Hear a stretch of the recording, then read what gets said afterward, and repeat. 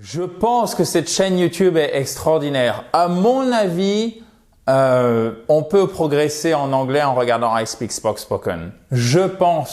J'estime que tous ces verbes, chers amis, en français, on va les voir en anglais, servent à donner votre opinion, votre avis. Et c'est l'objectif de cette vidéo, et vous l'avez compris, c'est une des bases de l'anglais, apprendre à donner votre avis, votre opinion. Donc ça, vous saurez le faire dans très peu de temps si vous suivez bien ce qu'on va voir. Et on va commencer par to think et pas to think, pas to think, non, to think. Think. Faut que la langue elle sorte, chers amis. Entre les dents du bas et les dents du haut, la langue passe. Vous soufflez. L'air entre les dents du haut et votre langue va provoquer un léger sifflement et ça nous fait notre soft TH que vous avez dans think, think, ok? En phonétique, vous verrez, il est comme ceci. So, I think she's right. I think he's right. Je pense qu'elle a raison. Et alors, ça va ici. I believe. Je crois que. Mais en fait, believe, évidemment, je crois qu'il ment, est vraiment tout simplement utilisé, même parfois, vous pouvez les changer avec I think, ok? I believe, c'est j'estime que, d'accord? On est très proche de j'estime que.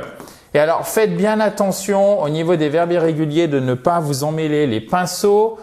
Mentir, I believe et pas I believe, ok? I believe he's lying. Je crois qu'il ment.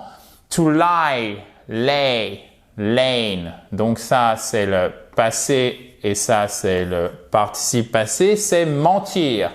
Mais to lay, qui signifie poser, d'accord, ressemble beaucoup au verbe mentir, mais attention, c'est la même orthographe. Ici, c'est la forme passée du verbe to lie qui signifie mentir.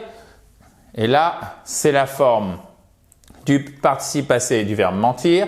Et to lay a une forme identique au passé et au prétérit. Il s'agit de laid. Donc, je vais vous mettre un x2. Donc, ne vous mélangez pas les pinceaux. Par exemple, to lay the table, ça veut dire mettre la table. Ici, to lay, de manière générale, c'est l'idée de poser, d'accord? D'installer, de disposer, ok? To lay the table.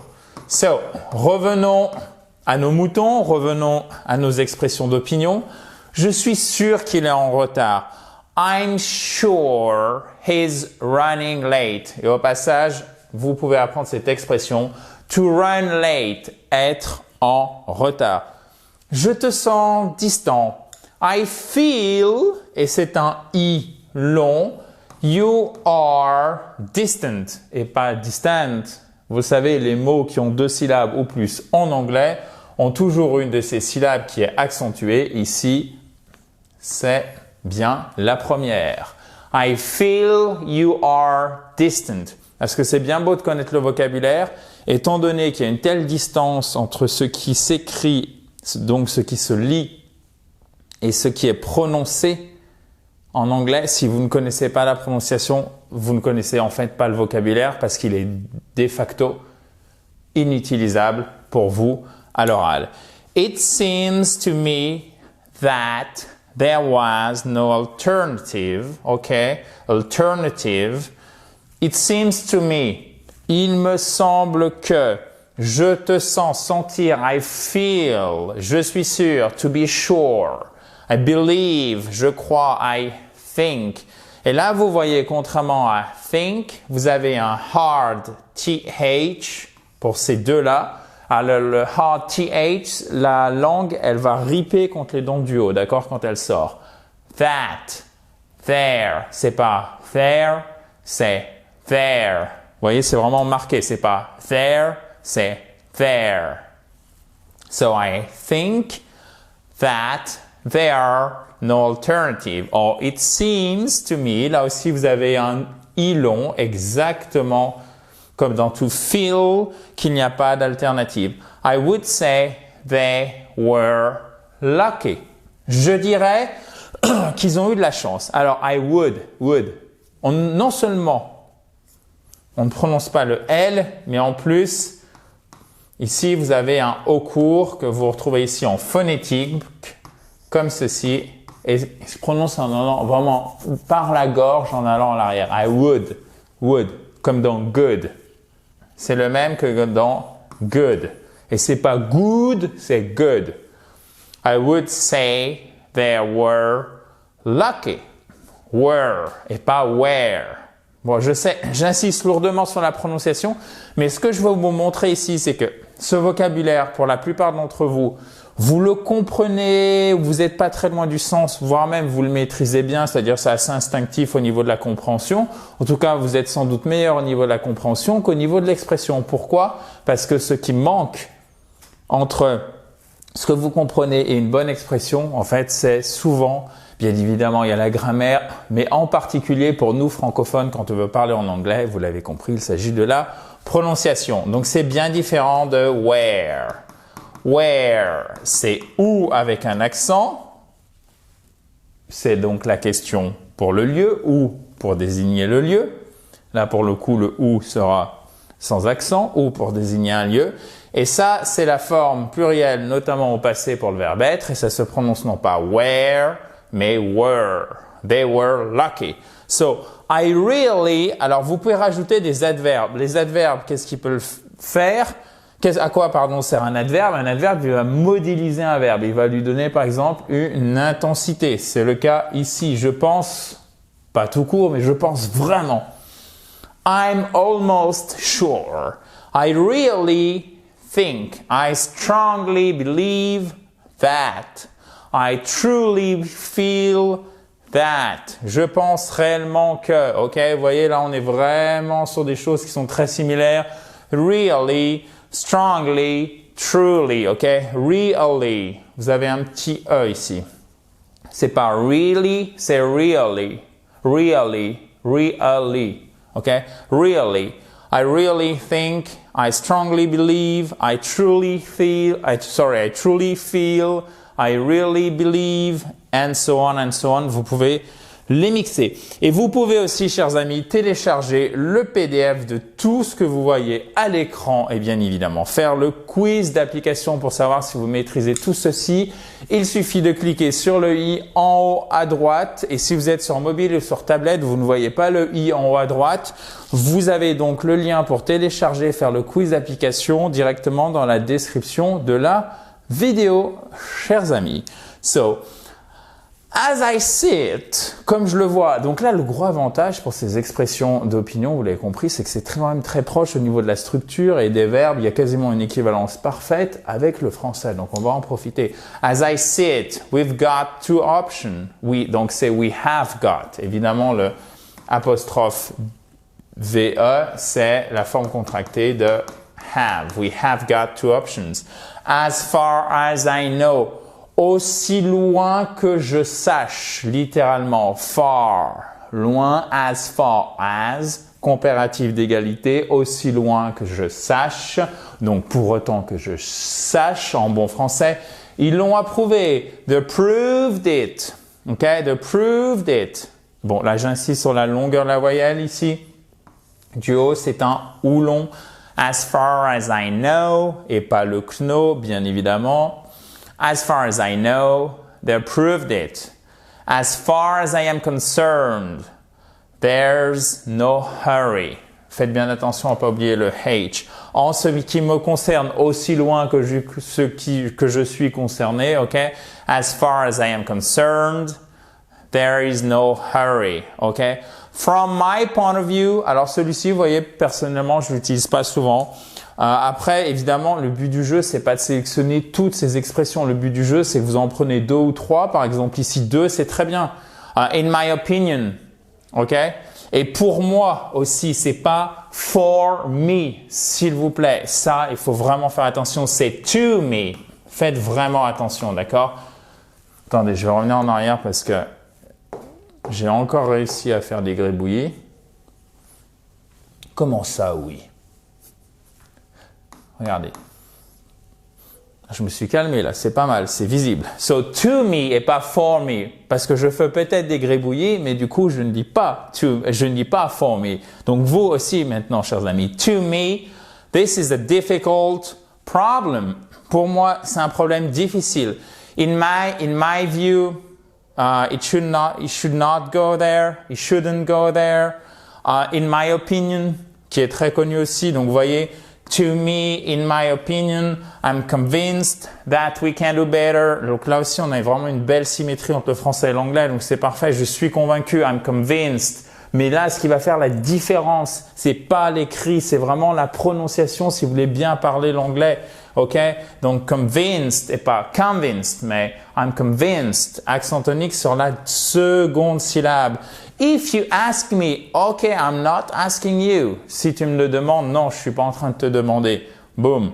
Si tu veux mon avis, bah là du coup c'est pas votre ami, quoique on sait jamais. Si tu veux mon avis, ils avaient l'air tristes. They looked sad. To look. C'est la même chose que dans good. Et quel était celui où on avait vu un ou court que je vous avais mis juste avant et que j'ai déjà oublié? Oui, évidemment, would. Donc on ne prononce pas le L, mais tous ces OU, ces double O ici, se prononcent de la même façon. Il s'agit d'un ou court. Good, look, would. Presque un peu comme si vous étiez en train de...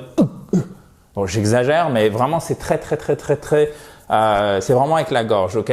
So, if you ask me, as far as I am concerned, from my point of view, okay, it should be banned, forbidden. Là, je voulais agrandir aussi, mon Dieu, je parle n'importe comment, je suis désolé. Je faisais une traduction directe de l'anglais. Je voulais améliorer, on va dire tout simplement, votre vocabulaire en sortant du synchro-saint forbidden, qui a une racine évidemment ici germanique, mais vous avez aussi la racine latine. D'ailleurs, to ban, c'est bannir, d'accord, embargo, d'accord, avec le fait de bannir, plus loin, bargo, to ban, bannir, et d'ailleurs ce qui est donné en français, la banlieue qui est le lieu du ban, et le lieu du ban c'est le lieu étymologiquement, je ne fais pas du tout de politique, mais étymologiquement la banlieue c'est le lieu aussi où on va exclure. Voilà, étymologiquement parlant. Zéro politique, juste d'un point de vue étymologique, j'ai trouvé que c'était extrêmement intéressant. Forbidden, c'est interdire. To ban, bannir. If you ask me, they looked sad. Donc, vous pouvez simplement répéter cette phrase et vous dire, OK, est-ce que je prononce bien ou pas? Je pense que je vous ai donné suffisamment d'indications. Passons maintenant à la troisième slide. La troisième diapositive, chers amis. Maintenant, pour dire être d'accord, je vous en supplie, là aussi, avec to me, d'accord? Donc, plus jamais de for ici. Avec to me, c'est vraiment une des choses à retenir dans cette vidéo. Il ne faut pas dire to be agree with. En anglais, on dit to agree with pour être d'accord avec quelqu'un. On n'a pas besoin du verbe être. En français, on dit être d'accord. En anglais, on dit je accorde avec quelqu'un pour dire je suis d'accord. Le français n'est pas de l'anglais en français. L'anglais n'est pas du français en anglais. D'accord? Donc, le français n'est pas de l'anglais en français, bien sûr. Même chose, l'anglais n'est pas du français en anglais. Donc, il n'y a pas forcément de symétrie. Ici, il n'y a jamais le be. Donc, I am agree, ça, c'est horrible. Il faut l'enlever tout de suite, ok? Autant il y a des fautes que vous pouvez faire, évidemment, et ça vient chemin faisant. Autant ce type de fautes, elles sont difficilement tolérables du moment où vous voulez progresser un petit peu en anglais. So, si vous les faites, c'est pas grave, mais maintenant, vous savez, d'accord? Le but ici, c'est pas de stigmatiser, mais c'est simplement de dire qu'il y a quand même des choses qu'il faut absolument éviter, et celle-ci en fait parfaitement, si vous me permettez la répétition, partie. So, I completely agree with you. Je suis entièrement d'accord avec toi. I couldn't agree more. Je suis tout à fait d'accord. I agree with you. I could not agree more. Je suis tout à fait d'accord. Et je reviens sur mon histoire de banlieue pour vous dire quelque chose de très intéressant. En France, le centre, par exemple, je prends, on va dire même toutes les capitales d'Europe de l'Ouest, d'accord, pour faire simple, ou des grandes villes. Vous avez le centre qui est très riche et plus vous vous éloignez, moins c'est riche, d'accord? C'est très très souvent comme ça. D'où l'étymologie, etc. Aux États-Unis, c'est souvent différent. Le centre est souvent beaucoup plus pauvre que les banlieues, notamment dans les très très grandes villes. Voilà. Donc, petit élément de civilisation au passage. So, definitely. Et là, vous voyez, c'est très intéressant aussi parce que vous avez votre accent tonique sur la première syllabe. Definitely. Tout à fait. Absolutely. Absolument. Absolutely. Vous voyez, vous avez une petite intonation ici et là, vous avez votre accent tonique qui tombe, le gros de l'accentuation il tombe ici. Absolutely. Definitely. That's true. Donc là, c'est parfait pour entraîner son TH. En plus, vous avez deux T à la suite. That's true. C'est vrai. Me too. Alors là, vous n'êtes pas obligé de vous compliquer la vie pour dire moi aussi. Vous pouvez dire simplement me too. OK? You've got a point there. Tu marques un point là. Et en fait, a point. Do you see my point? To see someone's point. C'est en fait l'argument. Est-ce que tu vois l'argument, littéralement, l'argument que j'avance? To see your point, I see your point, je vois ce que tu veux dire, but, mais.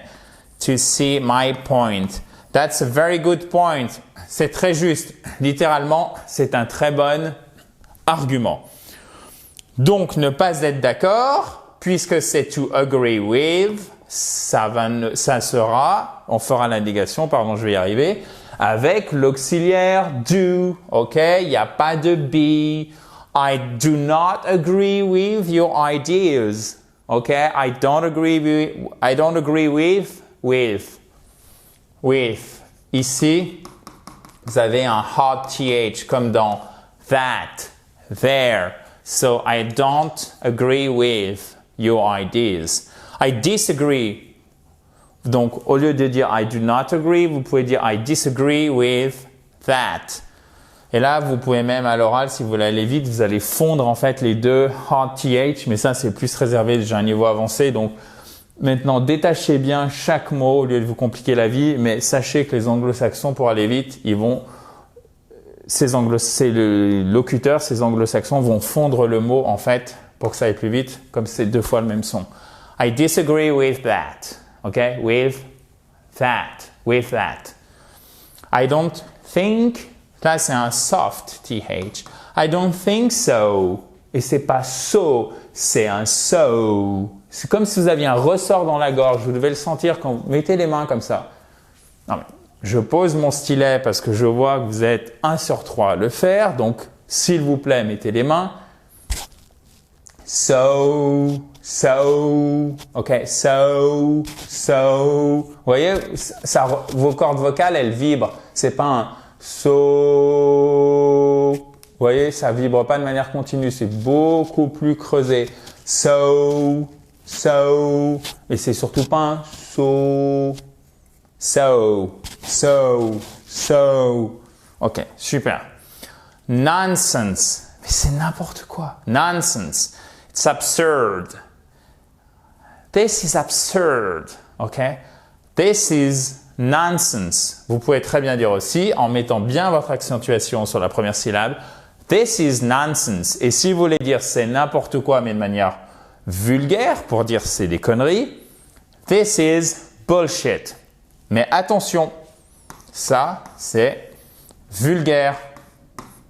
C'est même pas familier, c'est vulgaire, ok? Bullshit. Bullshit. B-E-E. Comme dans good. Ok? Bullshit. Bullshit. Sorry, but that's wrong. Ok? Et wrong, vous ne prononcez pas le W, donc méfiez-vous. Sorry, that's wrong. I see what you're saying, but I see your point. I see what you're saying, but You have a point there, but. Et on sait tous que quand il y a le but, ce qu'il y a avant, ce qui précède, avant le but, c'est pas vraiment pris en compte par la personne qui prononce la phrase. So, on va la répéter ensemble, on va répéter ensemble ces trois phrases. Sorry, but that's wrong. On fait doucement.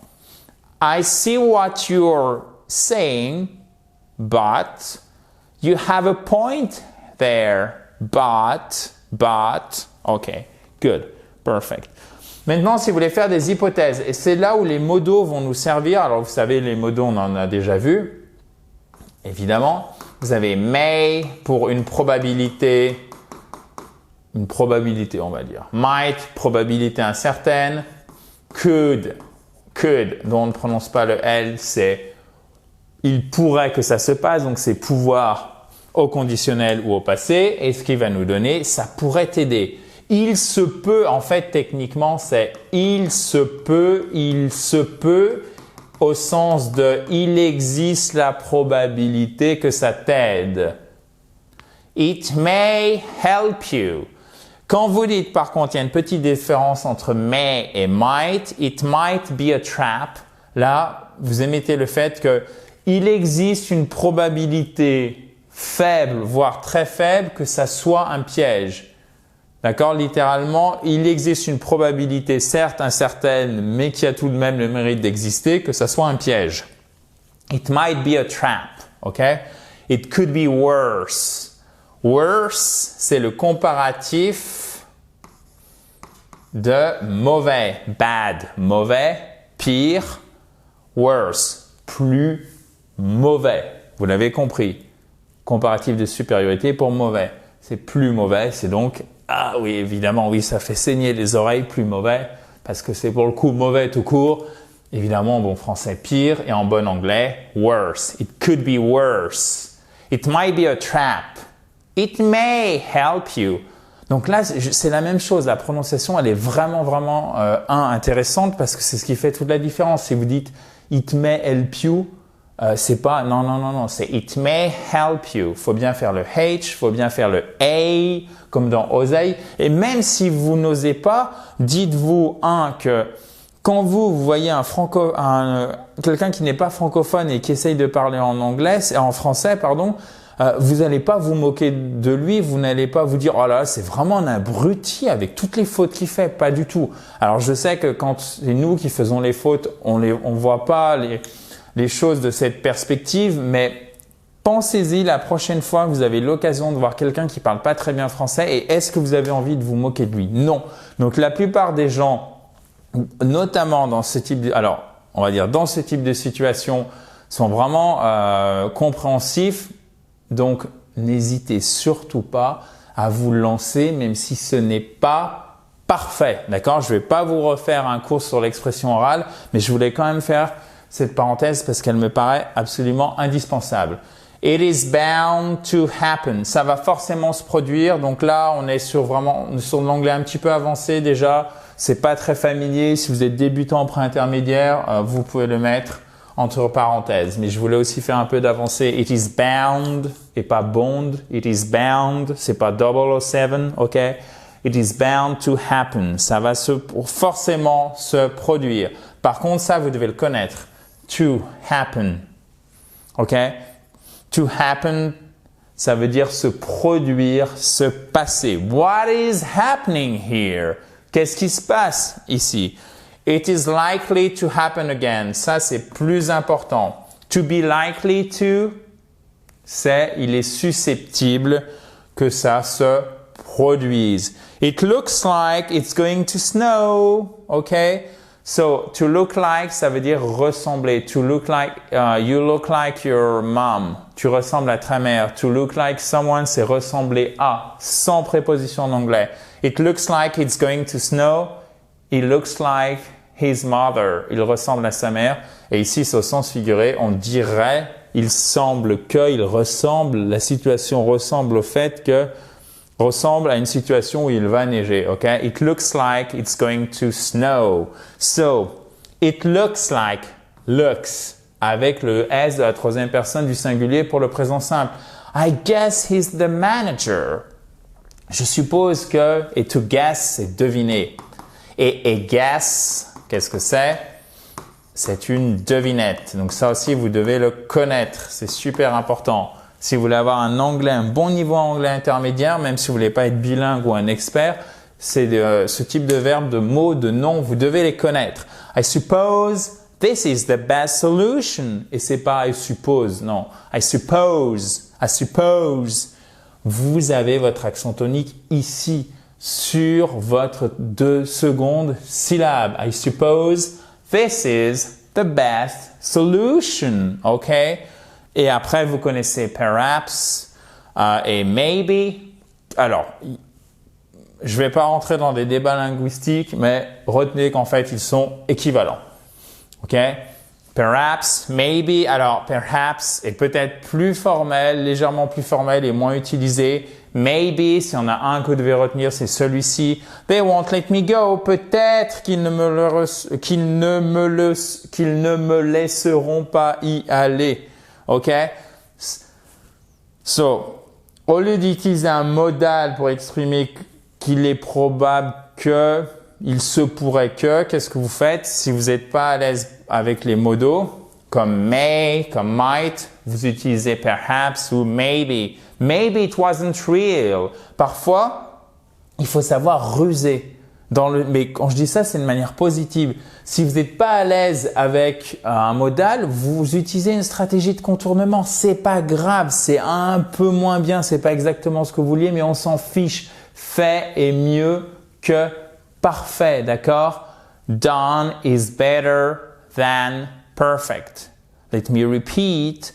Done, okay? Done, fait, done is better than perfect. Fait est mieux que parfait. Passons maintenant, et ben voilà, on a presque fini, chers amis. Merci à vous si vous êtes encore ici. N'oubliez pas, si vous ne l'avez pas fait, vous pouvez télécharger le PDF du cours et faire le quiz d'application en cliquant sur le i en haut à droite ou sur le lien qui est juste en dessous si vous êtes sur tablette ou sur mobile parce que vous n'avez pas le i en haut à droite. I don't know. Je ne sais pas. Bon, celui-là, vous le connaissez. Parfois, vous le verrez en anglais informel. Donc ça, c'est vraiment familier. C'est to know. Pour aller vraiment plus vite, c'est une forme ramassée de I do not know, forme contractée I don't know, qui sont parfaitement OK. Mais en forme familière, I do know. Hop, c'est pour aller plus vite. Je sais pas. C'est le je sais pas français, francophone. I'm not sure. Je ne suis pas sûr. I don't care. Donc ça, c'est je m'en fiche et c'est même je m'en fous. I do not. Vous pouvez accentuer comme ça sur la négation, mais ça c'est vraiment fort pour dire je m'en contrebalance. I do not care. Thank you. I do not mind. I don't mind. Ça m'est égal, ok? Mind, de manière générale, c'est l'esprit, d'accord? Et là, alors si vous voulez être blasé, vous faites whatever. Ok. Whatever you say. Ok, peu importe. Whatever. Littéralement, je m'en fiche. Mais là, il faut le faire sans un ton vraiment dégoûté. Whatever.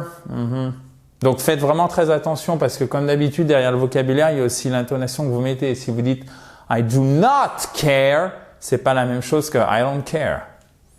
Ok? Si vous dites whatever, c'est pas la même chose que whatever avec le petit soufflement derrière. Vous voyez? Ok.